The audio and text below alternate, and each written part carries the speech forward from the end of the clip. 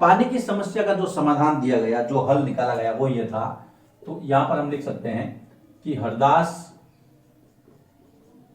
गांव की ग्राम सभा में पानी की समस्या समाधान हेतु क्या क्या किया गया। एक तो उन्होंने कहा कि भाई जो कुआं है उसको साफ करवाया जाएगा, कुआं साफ करवाया जाएगा।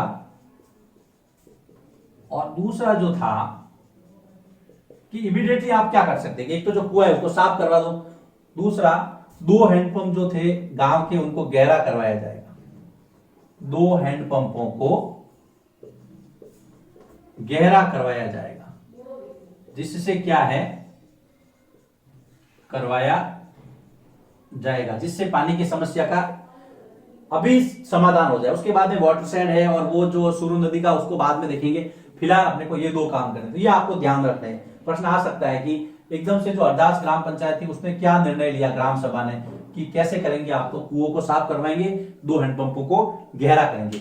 ये जो सारे निर्णय थे ग्राम सभा के सभी, ग्राम सभा की बैठक के सभी निर्णयों, ग्राम सभा की बैठक के सभी निर्णयों को किसने लिखा, आपको याद आना चाहिए, ग्राम सेवक ने। बिल्कुल, सभी निर्णयों को ग्राम सेवक ने रजिस्टर में लिखा और सभी के हस्ताक्षर लिए। ग्राम सेवक या ग्रुप सचिव भी कह सकते हैं। ग्राम सेवक ने कहां पे लिखा, रजिस्टर में दर्ज किया या रजिस्टर में लिखा, है ना, दोनों एक ही बात है।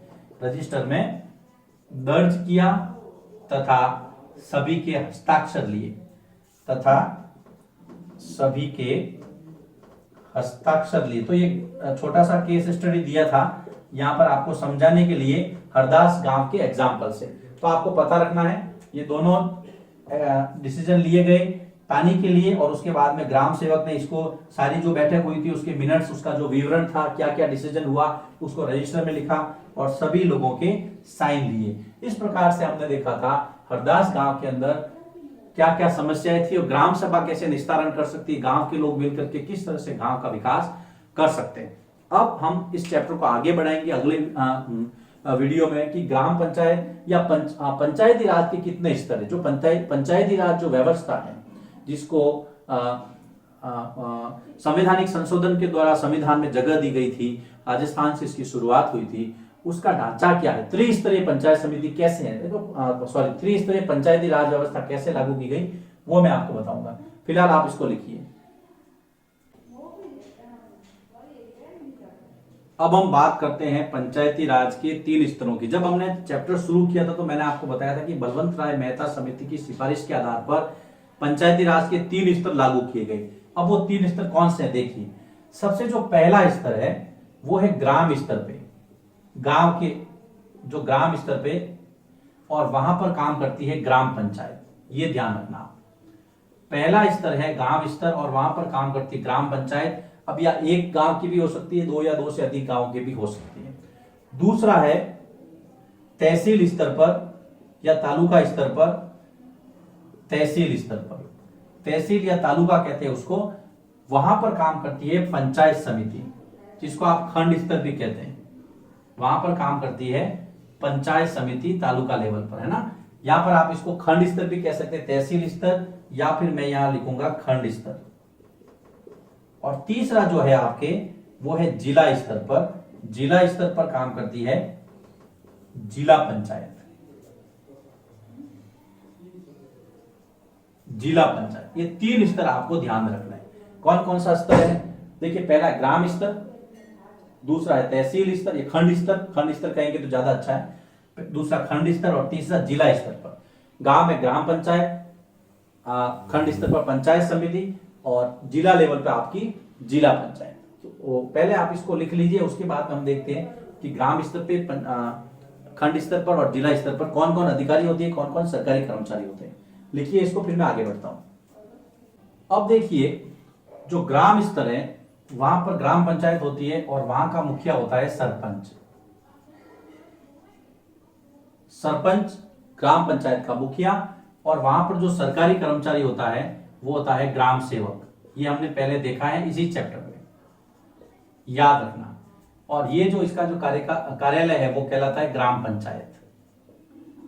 ग्राम पंचायत, मुखिया सरपंच, सरकारी कर्मचारी ग्राम सेवक। ये सरकारी कर्मचारी ग्राम सेवक सारे रिकॉर्ड की देखरेख करता है। फिर खंड स्तर पर अगर हम देखेंगे तो यहां पर आता है प्रधान। जो पंचायत समिति है उसके खंड स्तर पर वो आता है प्रधान, और यहां पर आएगा आपका ब्लॉक विकास अधिकारी या खंड विकास अधिकारी, जिसको आप कहते हैं बीडीओ, ये वाला, इसी के नीचे लिखा हूं मैं बीडीओ। खंड स्तर पे प्रधान और ब्लॉक विकास अधिकारी, जिसको आप बीडीओ कहते हैं, खंड विकास अधिकारी, ये होता है पंचायत समिति स्तर पर। पंचायत समिति। अब देखिए यहां पर मैं लिखता हूं दूसरे का ना, ये है दूसरे बिंदु का, कि जो बीडीओ है यह पंचायत समिति के सभी विकास कार्यों, पंचायत समिति के सभी विकास कार्यों की देखरेख करता है। विकास कार्यों की देखरेख करता है, याद रखना, देखरेख करता है। और पंचायत समिति में अनेक ग्राम पंचायतें होती हैं। पंचायत समिति में अनेक ग्राम पंचायतें होती हैं, ये आपको ध्यान में रखना है। जैसे वहां पे ग्राम सेवक था वैसे यहां पर बीडीओ है, जैसे वहां पे सरपंच था वहां यहां पर प्रधान है। पंचायत समिति को भी अलग अलग वार्डों में बांटा जाता है, ये अलग टॉपिक है, लेकिन आपको 3 स्तर पर लें। ग्राम स्तर पे सरपंच, ग्राम सेवक, ग्राम पंचायत। खंड स्तर पे प्रधान और बीडीओ। और पंचायत समिति, पंचायत समिति में बहुत सारे गांव आते हैं, और पंचायत समिति के सभी गांवों के विकास की देखरेख कौन करता है? बीडीओ करता है। ये एक प्रशासनिक अधिकारी होता है राज्य सरकार का, और इसके अंडर में, इसके अधीनस्थ बहुत सारे ग्राम सेवक होते हैं, सभी ग्राम पंचायतों के। ये इनको रिपोर्ट करते हैं, और ये जो है वो सारे देखरेख करता है, और प्रधान जो है वो सारे डायरेक्शन देता है। अब हम बात करते हैं जिला स्तर की। तीसरा जो स्तर है, पहले आप इसको लिखिए फिर मैं आगे बढ़ता हूं। अब हम बात करते हैं तीसरे स्तर की। तो देखिए पंचायती राज का तीसरा स्तर, पहला ग्राम पंचायत, दूसरा पंचायत समिति, तीसरा पंचायती राज का तीसरा स्तर है जिला पंचायत।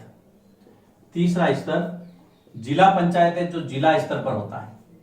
जिला पंचायत है जिसका मुखिया क्या कहलाता है? जिला प्रमुख।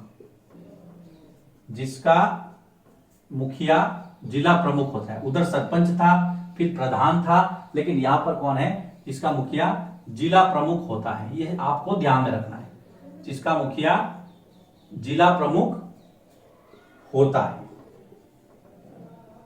अब देखिए जिला पंचायत, जिला पंचायत के सभी कार्यों का निरीक्षण, सभी कार्यों का निरीक्षण कौन करता है? जिला पंचायत के सभी कार्यों का निरीक्षण सीईओ करता है, मुख्य कार्यकारी अधिकारी करता है। जैसे वहां पे ग्राम सेवक था, फिर आपके बीडीओ आया, अब निरीक्षण मुख्य कार्यकारी अधिकारी सीईओ करता है। ये आपको ध्यान में रखना है, मुख्य कार्यकारी अधिकारी। ये भी बड़ा प्रशासनिक अधिकारी होता है, और जिले के समस्त, चाहे वो ग्राम स्तर के हो, तहसील स्तर के हो या जिला, सभी जो पंचायती राज से जुड़े हुए जितने भी कर्मचारी, उन सबको ये ऑब्जर्व करता है, उन सबकी रिपोर्ट लेता है। निरीक्षण मुख्य कार्यकारी अधिकारी, जिसको आप सीईओ करता है। अब सीईओ की फुल फॉर्म क्या है? सीईओ चीफ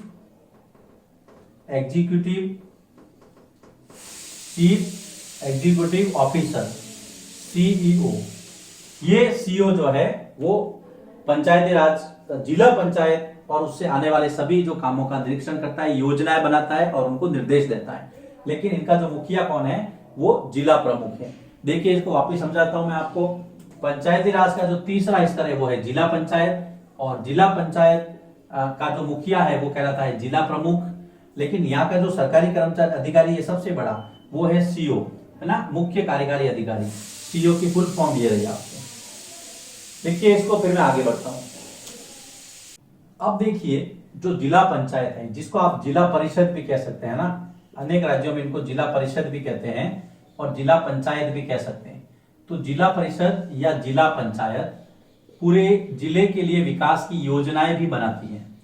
तो जिला परिषद पूरे जिले के लिए, पूरे जिले अर्थात डिस्ट्रिक्ट के लिए विकास की योजनाएं बनाती है, लिए विकास, डेवलपमेंट कैसे होगा उसकी प्लानिंग करती है, विकास की योजनाएं बनाती है।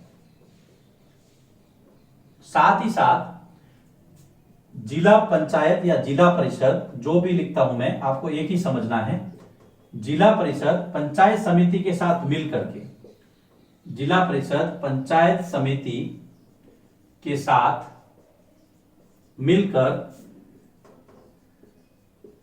सभी ग्राम पंचायतों को धन भी आवंटित करती है, पैसा आवंटित करती है, रुपया देती है, धन आवंटित करती है, बांटती है कि भाई किस पंचायत को कितना मिलेगा। ये बात आपको ध्यान में रखना है। तो दो चीजें हैं यहां पर, जिला परिषद या जिला पंचायत पंचायत समिति के साथ मिलकर के सभी जो ग्राम पंचायत है उनको पैसा देती है और डेवलपमेंट की जो योजनाएं हैं वो भी जिला परिषद बनाती है। तो यहाँ पे टॉप पे जो बैठा हुआ है वो जिला परिषद है और मुख्य कार्यकारी अधिकारी का रोल यहाँ पर बढ़ जाता है। सभी ग्राम पंचायतों का वो रिपोर्ट मांग सकता है। उसके बाद में वीडियो जो है वो भी उनको रिपोर्ट करते हैं, सीओ साहब को, सीओ को, और जो सबसे इकाई है, सबसे निचले स्तर पर है वो है ग्राम सेवक। इसके अंदर हमने देखा पंचायती राज में यह सारा जो ताना बाना है वो संविधान के अंदर गूंथा गया है और संविधान के अंदर 12 लिस्टेड दी गई, जिसको आप अनुसूचियां कहते हैं। उन 12 अनुसूची में याद रखना, ये पंचायती राज जो है, इस पंचायती राज को संवैधानिक संशोधन के द्वारा जगह मिली, लेकिन कौन सी अनुसूची में? 11वीं अनुसूची में, ये ध्यान रखना। और मैंने आपको बताया ही था इसके अंदर 29 विषय हैं। पंचायती राज का विवरण जो है भारतीय संविधान के अंदर 11वीं अनुसूची में दिया गया है। कुल अनुसूचियां हैं बेटा 12।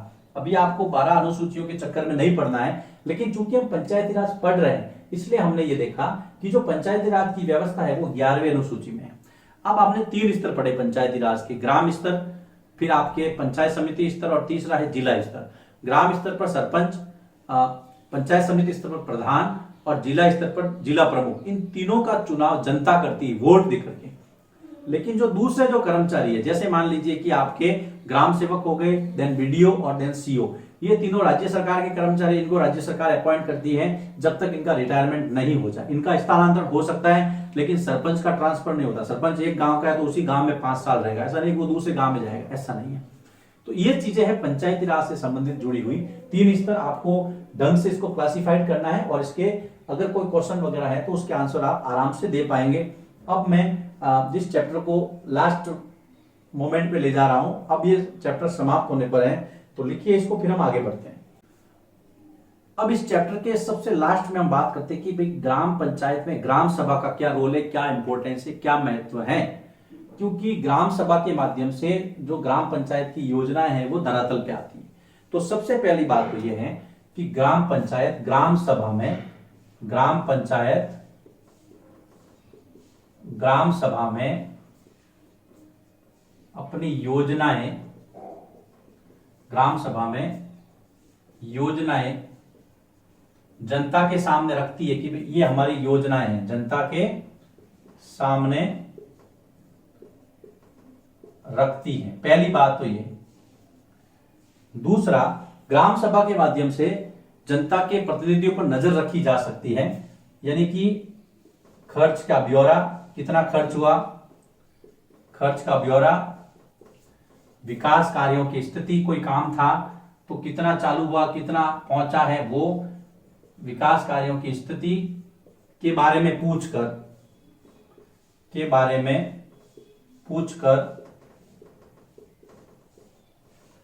ग्राम पंचायत पर नियंत्रण रखा जा सकता है। ग्राम पंचायत पर नियंत्रण रखती है कौन? ग्राम सभा। ग्राम पंचायत पर नियंत्रण रखती है। तीसरा है, ग्राम पंचायत के मनमाने आचरण पर रोक लगाती है। अपनी इच्छा से काम नहीं कर सकती है ग्राम पंचायत। ग्राम सभा अगर कहे कि गांव के लोगों की इच्छा होगी तो ही वो काम होगा। तो ग्राम पंचायत के मनमाने आचरण पर रोक लगाती है। मनमाने आचरण पर रोक लगाती है। कौन लगाती है? ग्राम सभा। वो ये कहती है कि आप अपनी इच्छा से काम नहीं करेंगे, जो जनता के हित में है वो काम करना है। और दूसरा सबसे लास्ट में है, लोकतंत्र को मजबूती प्रदान करती है, क्योंकि इससे लोग सीखते हैं, काम में पारदर्शिता आती है, लोकतंत्र मजबूत होता है, किसी की मनमानी नहीं चल सकती। तो लोकतंत्र को मजबूती प्रदान करती है। कौन करती है? ग्राम सभा।